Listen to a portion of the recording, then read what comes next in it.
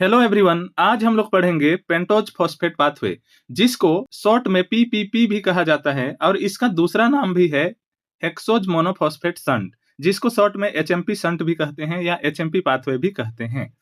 Friends, pentose phosphate pathway क्या होता है हम लोग समझते हैं। पेंटोज फॉस्फेट पाथवे यानी कि पीपीपी कोशिका के साइटोप्लाज्म में होने वाला एक महत्वपूर्ण मेटाबॉलिक पाथवे है। यह ग्लूकोज के ऑक्सीडेशन का एक वैकल्पिक मार्ग है। ग्लूकोज का ऑक्सीडेशन जनरली हम लोग जानते हैं ग्लाइकोलाइसिस के द्वारा होता है, लेकिन ग्लाइकोलाइसिस के अलावा और एक अल्टरनेटिव पाथवे होता है जिसको हम लोग बोलते हैं पेंटोज फॉस्फेट पाथवे। मतलब हम लोग कह सकते हैं कि ये जो पेंटोज फॉस्फेट पाथवे है या हेक्सोज मोनोफॉस्फेट शंट है, ये ग्लाइकोलाइसिस का अल्टरनेटिव होता है। हालांकि ग्लाइकोलाइसिस में डायरेक्ट एटीपी बनते हैं और इस पेंटोज फॉस्फेट पाथवे में डायरेक्ट एटीपी नहीं बनते, एनएडीएच बनते हैं और राइबोज 5 फॉस्फेट बनते हैं। पर ये ग्लाइकोलाइसिस का एक अल्टरनेटिव पाथवे है, यानी कि ग्लूकोज को ऑक्सीडाइज करने का एक अल्टरनेटिव पाथवे है। इस पाथवे का मुख्य कार्य NADPH बनाना होता है। इसके अलावा दूसरा काम क्या होता है, राइबोज 5 फॉस्फेट बनाना। राइबोज 5 फॉस्फेट कहाँ काम में आता है, न्यूक्लियोटाइड सिंथेसिस में। न्यूक्लियोटाइड बनाने में राइबोज 5 फॉस्फेट होता है ना। और NADPH जो होता है, इसको हम लोग इलेक्ट्रॉन ट्रांसपोर्ट चेन में यूज में लाते हैं। यह जो पाथवे होता है, यह विशेष रूप से liver, adipose tissue, adrenal cortex, lactating memory gland और आरबीसीएस में अधिक सक्रिय होता है। ये तो एनिमल की बात हुई, और प्लांट के सभी सेल में सक्रिय होता है। प्लांट में भी कहा जाए तो विशेष रूप से लिप के मिजोफिल सेल में ये ज्यादा एक्टिव होते हैं। आगे देखते हैं पेंटोज फॉस्फेट पाथवे की विशेषताएं। पेंटोज फॉस्फेट पाथवे की क्या विशेषताएं होती है।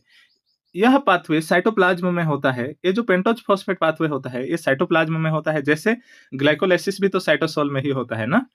इसमें एटीपी का डायरेक्ट प्रोडक्शन नहीं होता है। जैसे मैंने बताया कि एटीपी इसमें डायरेक्ट नहीं बनते, इसमें एनएडीपीएच बनते हैं और राइबोज 5 फॉस्फेट बनते हैं। यह ग्लाइकोलाइसिस का अल्टरनेटिव पाथवे है। ये जो पेंटोज फॉस्फेट पाथवे है, ये ग्लाइकोलाइसिस पाथवे का अल्टरनेटिव होता है।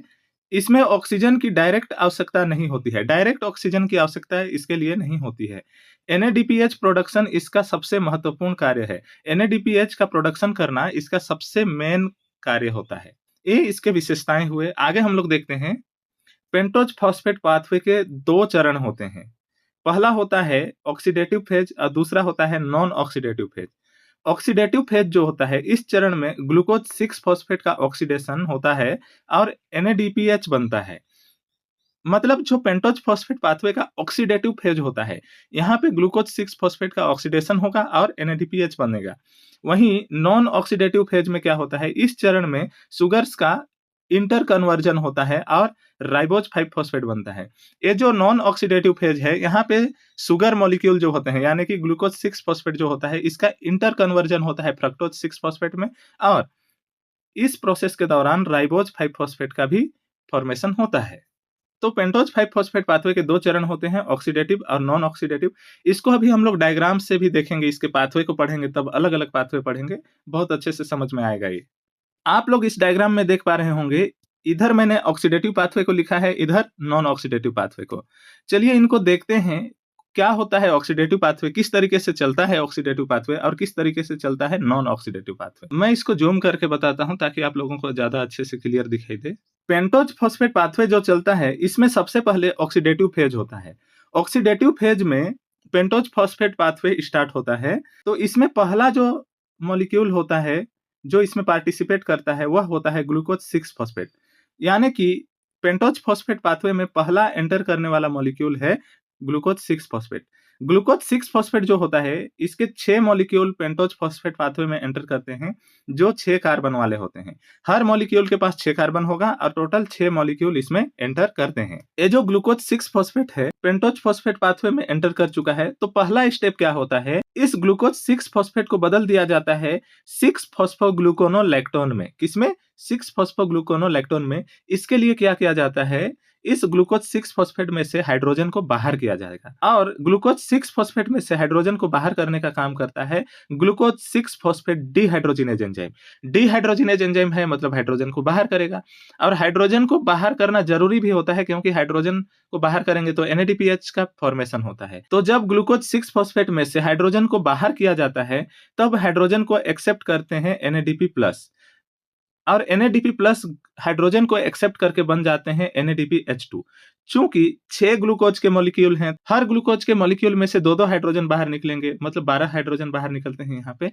तो 6 ग्लूकोज के मॉलिक्यूल में से हाइड्रोजन बाहर निकलेंगे तो 6 NADP प्लस इनको एक्सेप्ट करेंगे और 6 NADP प्लस इनको एक्सेप्ट करेंगे तो टोटल 6 NADPH2 का फॉर्मेशन होगा यहाँ पे। ठीक है, ये रहा पहला स्टेप। पहला स्टेप में ग्लूकोनोलैक्टोन का फॉर्मेशन हो चुका है। ये जो ग्लूकोनोलैक्टोन है, ग्लूकोनोलैक्टोन के भी 6 मॉलिक्यूल का फॉर्मेशन होता है और 6 मॉलिक्यूल तो बनते हैं पर हर मॉलिक्यूल के पास 6 कार्बन भी होता है, क्योंकि अभी एक भी कार्बन का लॉस नहीं हुआ है या एक भी कार्बन बाहर नहीं गए हैं। ये जो 6 फॉस्फोग्लूकोनोलैक्टोन है, इसको बदला जाता है 6 फॉस्फोग्लूकोनेट में और 6 फॉस्फोग्लूकोनेट में बदलने का काम करता है ग्लूकोनोलैक्टोन हाइड्रोलेज एंजाइम। ये जो ग्लूकोनोलैक्टोन हाइड्रोलेज एंजाइम है, ये इस 6 फॉस्फोग्लूकोनोलैक्टोन में 6 मॉलिक्यूल वाटर का जोड़ देता है। जब 6 फॉस्फोग्लूकोनोलैक्टोन में 6 मॉलिक्यूल वाटर ऐड कर दिए जाते हैं तो बन जाता है 6 फॉस्फोग्लूकोनेट। इसके भी 6 मॉलिक्यूल बनेंगे जो 6 कार्बन कंपाउंड वाले होंगे। अब यहाँ पे फॉस्फोग्लूकोनेट बन चुका है। ये जो फॉस्फोग्लूकोनेट बना है, इस फॉस्फोग्लूकोनेट को राइबोलोज 5 फॉस्फेट में बदला जाता है और इसको राइबोलोज 5 फॉस्फेट में बदलने का काम करता है फॉस्फोग्लूकोनेट डीहाइड्रोजिनेज एंजाइम। ये जो फॉस्फोग्लूकोनेट डीहाइड्रोजिनेज एंजाइम है, ये 6 फॉस्फोग्लूकोनेट में से हाइड्रोजन को बाहर कर देता है और हाइड्रोजन के साथ साथ हर मॉलिक्यूल में से एक एक कार्बन भी बाहर करेगा। तो 6 फॉस्फोग्लूकोनेट में से हर मॉलिक्यूल में से एक एक कार्बन बाहर जाएंगे तो कार्बन केवल कार्बन के फॉर्म में बाहर नहीं जाते, CO2 के फॉर्म में बाहर जाते हैं। तो 6 CO2 यहाँ से बाहर निकल जाएंगे और हर मॉलिक्यूल से 2-2 हाइड्रोजन बाहर निकलेंगे तो 12 हाइड्रोजन बाहर निकलते हैं। इन हाइड्रोजन को एक्सेप्ट करने के लिए आते हैं 6 NADP प्लस और हाइड्रोजन को एक्सेप्ट करके बना लेते हैं NADPH2 और 6 NADPH2 यहाँ पे भी बनाते हैं। इस तरीके से हाइड्रोजन के बाहर निकलने पर NADPH2 का फॉर्मेशन होता है और कार्बन भी CO2 के फॉर्म में बाहर निकल जाता है तो ये 6 फॉस्फोग्लूकोनेट राइबोलोज 5 फॉस्फेट में बदल जाता है। क्योंकि हर मॉलिक्यूल के पास 6-6 कार्बन थे, उनमें से एक एक कार्बन तो बाहर निकल गया CO2 के फॉर्म में, तो हर मॉलिक्यूल के पास 5-5 कार्बन बचे। तो 5 कार्बन कंपाउंड वाला राइबोलोज 5 फॉस्फेट बनता है और इसके भी 6 मॉलिक्यूल बनते हैं, क्योंकि अभी भी मॉलिक्यूल कम नहीं हुए हैं, सिर्फ कार्बन बाहर निकला है। ठीक है, ये रहे ऑक्सीडेटिव फेज। इस ऑक्सीडेटिव फेज में राइबोलोज 5 फॉस्फेट बनता है एंड में और इस ऑक्सीडेटिव फेज के दौरान यहाँ पे 6 NADPH का फॉर्मेशन होता है और यहाँ पे 6 NADPH2 का फॉर्मेशन होता है। साथ में 6 CO2 बाहर निकल जाते हैं, 6 कार्बन यहाँ पे बाहर निकल जाते हैं, जिससे 5 कार्बन कंपाउंड वाला मॉलिक्यूल राइबोलोज 5 फॉस्फेट का फॉर्मेशन हो जाता है। जो ऑक्सीडेटिव फेज था, इसका एम यहाँ पे कंप्लीट होता है। इसका एम क्या है? NADPH2 बनाना। तो NADPH यहाँ पे बन चुका है। अब इस राइबोलोज 5 फॉस्फेट को नॉन ऑक्सीडेटिव फेज में लिया जाता है। ऑक्सीडेटिव फेज में जो राइबोलोज 5 फॉस्फेट बना था उसको अब नॉन ऑक्सीडेटिव फेज में लिया जाता है। तो ये जो राइबोलोज 5 फॉस्फेट है, इसके 6 मॉलिक्यूल होते हैं जो 5 कार्बन कंपाउंड वाले होते हैं, जो ऑक्सीडेटिव फेज में बने थे। ये राइबोलोज 5 फॉस्फेट एपीमरेज एंजाइम के प्रेजेंस में अपने एपीमर फॉर्म में कन्वर्ट हो जाते हैं और राइबोलोज 5 फॉस्फेट का एपीमर क्या होता है? Xylulose 5 phosphate. तो राइबोलोज 5 फॉस्फेट के 4 मॉलिक्यूल, टोटल 6 मॉलिक्यूल हैं, 6 में से 4 मॉलिक्यूल कन्वर्ट हो जाते हैं जाइलुलोज 5 फॉस्फेट के फॉर्म में और इनको कन्वर्ट करता है राइबोज 5 फॉस्फेट एपीमरेज एंजाइम। तो यहाँ बचते हैं 2 मॉलिक्यूल। जो 2 राइबोलोज 5 फॉस्फेट के मॉलिक्यूल बचते हैं वो कन्वर्ट हो जाते हैं राइबोज 5 फॉस्फेट में और ये जो राइबोज 5 फॉस्फेट है, ये इसका आइसोमरेज फॉर्म होता है। तो ये जो राइबोज 5 फॉस्फेट में कन्वर्ट होते हैं, ये होता है राइबोज 5 फॉस्फेट कीटो आइसोमरेज एंजाइम के प्रेजेंस में। तो इस राइबोलोज 5 फॉस्फेट के ऊपर 2 एंजाइम काम करते हैं, एक तो राइबोज 5 फॉस्फेट एपीमरेज एंजाइम और दूसरा राइबोज 5 फॉस्फेट कीटो आइसोमरेज एंजाइम। राइबोज 5 फॉस्फेट कीटो आइसोमरेज एंजाइम राइबोलोज 5 फॉस्फेट के 2 मॉलिक्यूल को राइबोज 5 फॉस्फेट में कन्वर्ट कर देता है और ribose 5 phosphate epimerase enzyme ribulose 5 phosphate के 4 मॉलिक्यूल को जाइलुलोज 5 फॉस्फेट में कन्वर्ट कर देता है। अब क्या होता है, ये जो जाइलुलोज 5 फॉस्फेट के 4 मॉलिक्यूल बने हैं और राइबोज 5 फॉस्फेट के 2 मॉलिक्यूल बने हैं, ये राइबोज 5 फॉस्फेट या तो न्यूक्लिक एसिड के सिंथेसिस में चला जाएगा। अगर इन केस ये राइबोज 5 फॉस्फेट न्यूक्लिक एसिड के सिंथेसिस में नहीं जाता है, उस कंडीशन में राइबोज 5 फॉस्फेट के 2 मॉलिक्यूल और जाइलुलोज 5 फॉस्फेट को 2-2 के ग्रुप में तोड़ दो तो इसके 4 मॉलिक्यूल हैं, 4 में से 2 मॉलिक्यूल आपस में जुड़ जाते हैं। राइबोज 5 फॉस्फेट और जेलुलोज 5 फॉस्फेट के, और आपस में मिक्स होकर 2 मॉलिक्यूल बनाते हैं सेडोहेप्टुलेज 7 फॉस्फेट के, जो 7 कार्बन कंपाउंड वाला होता है, और 2 मॉलिक्यूल बनाते हैं ग्लिसरेल्डिहाइड 3 फॉस्फेट के। यानी ये जो राइबोज है इसके पास 5 कार्बन है, जेलुलोज के भी पास 5 कार्बन है। राइबोज अपना 2 कार्बन दे देगा इस जेलुलोज को, तो इसके पास हो जाएगा 7 कार्बन, और 7 कार्बन वाला मॉलिक्यूल बनता है सेडोहेप्टुलेज 7 फॉस्फेट, और इसके पास बचता है 3 कार्बन, तो 3 कार्बन वाला मॉलिक्यूल बनता है ग्लिसरेल्डिहाइड 3 फॉस्फेट।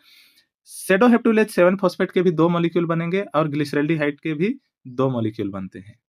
और इस प्रोसेस को कराने वाला जो एंजाइम होता है वह होता है ट्रांसकीटोलेज एंजाइम। यहाँ जेलुलोज 5 फॉस्फेट के भी 2 मॉलिक्यूल अभी बचे हुए हैं। अब देखिए सेडोहेप्टुलेज 7 फॉस्फेट बन चुके हैं, ग्लिसरेल्डिहाइड 3 फॉस्फेट बन चुके हैं। सेडोहेप्टुलेज 7 फॉस्फेट और ग्लिसरेल्डिहाइड 3 फॉस्फेट आपस में फिर से मिक्स होते हैं और बनाते हैं इरिथ्रोज 4 फॉस्फेट, इसके अलावा फ्रक्टोज 6 फॉस्फेट। इसको कराने वाला जो एंजाइम होता है वह होता है ट्रांस एल्डोलेज एंजाइम। ये जो प्रोसेस हो रहा है ये ट्रांस एल्डोलेज एंजाइम के प्रेजेंस में होता है। सेडोहेप्टुलेज के पास 7 कार्बन है और ग्लिसरेल्डिहाइड के पास 3 कार्बन है। ये जो सेडोहेप्टुलेज के पास 7 कार्बन है उसमें से 3 कार्बन दे दिए जाते हैं ग्लिसरेल्डिहाइड को और बन जाता है फ्रक्टोज 6 फॉस्फेट।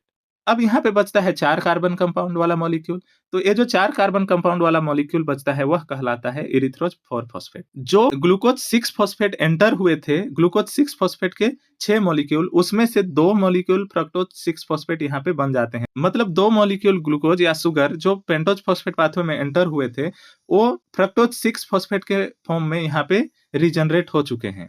अब बचे हैं टोटल वहां पे 6 मॉलिक्यूल एंटर हुए थे ऑक्सीडेटिव फेज में, उनमें से 2 यहाँ पे रीजनरेट हो गए हैं, तो अब 3 और मॉलिक्यूल रीजनरेट होने हैं क्योंकि एक मॉलिक्यूल का तो ऑक्सीडेशन हो जाता है।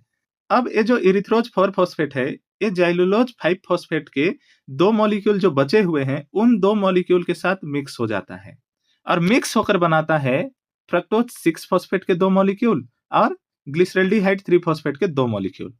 और ये जो होता है ये ट्रांसकीटोलेज एंजाइम के प्रेजेंस में होता है। यहाँ पे देखिए जेलुलोज 5 फॉस्फेट के पास 5 कार्बन है और इरिथ्रोज 4 फॉस्फेट के पास 4 कार्बन है।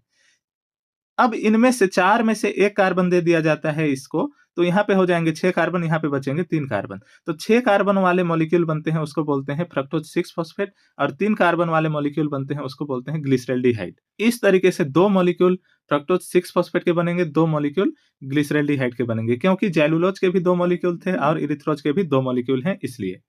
अब यहाँ पे फिर से 2 मॉलिक्यूल फ्रक्टोज 6 फॉस्फेट बने हैं, मतलब 2 मॉलिक्यूल शुगर दूसरे फॉर्म में ग्लूकोज के फॉर्म में एंटर हुए थे, वो फ्रक्टोज के फॉर्म में फिर से रीजनरेट हो गए। यहाँ पे 2 मॉलिक्यूल शुगर रीजनरेट हुए, यहाँ पे फिर से 2 मॉलिक्यूल रीजनरेट हुए। अब यहाँ पे बचे हैं ग्लिसरेल्डिहाइड 3 फॉस्फेट के 2 मॉलिक्यूल। एक ग्लिसरेल्डिहाइड 3 फॉस्फेट के 2 मॉलिक्यूल आपस में कंबाइंड हो जाएंगे और बना लेते हैं फ्रक्टोज 6 फॉस्फेट का एक मॉलिक्यूल। इस तरीके से यहाँ पर भी फ्रक्टोज 6 फॉस्फेट बनता है, यानी कि ग्लूकोज का इंटर कन्वर्जन हो जाता है फ्रक्टोज के फॉर्म में। यहाँ 2 और यहाँ पे 1, यानी टोटल 5 फ्रक्टोज 6 फॉस्फेट बनते हैं। जो 6 ग्लूकोज 6 फॉस्फेट एंटर हुए थे पेंटोज फॉस्फेट पाथवे में, उसमें से सिर्फ 1 मॉलिक्यूल का ऑक्सीडेशन होता है, बाकी 5 दूसरे फॉर्म में रीजनरेट हो जाते हैं।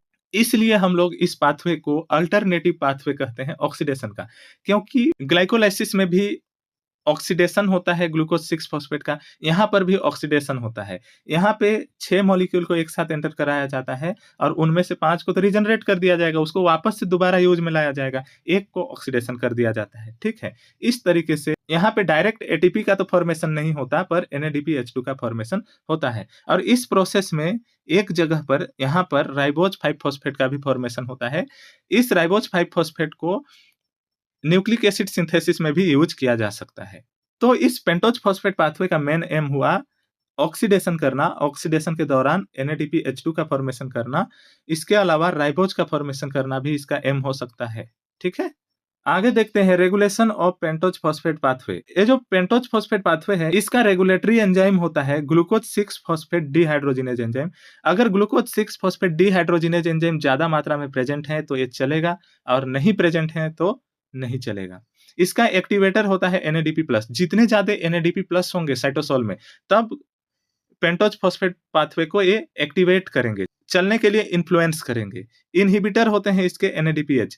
साइटोसोल में जितने ज्यादा NADPH होंगे तो पेंटोज फॉस्फेट पाथवे के चलने के चांस उतने कम होंगे। यानी NADPH इनको इनहिबिट करते हैं, NADP प्लस इनको एक्टिवेट करते हैं और एक एंजाइम है जो इनको रेगुलेट करता है, ग्लूकोज 6 फॉस्फेट डिहाइड्रोजिनेज एंजाइम। मैं उम्मीद करता हूँ ये टॉपिक आप लोगों को समझ में आया होगा। उम्मीद क्या, विश्वास रखता हूँ कि आप लोगों को समझ में आया होगा, क्योंकि मैंने बहुत आसान तरीके से इसको बताया है आप लोगों को। नेक्स्ट वीडियो में हम लोग पढ़ेंगे अल्टरनेटिव ऑक्सीडेज। जो लोग हमारे चैनल में नए हैं, प्लीज चैनल को सब्सक्राइब कर लीजिएगा और बेल आइकन को प्रेस करके रखिएगा, ताकि जब मैं वीडियो अपलोड करूँ आप लोगों तक नोटिफिकेशन पहुंच सके।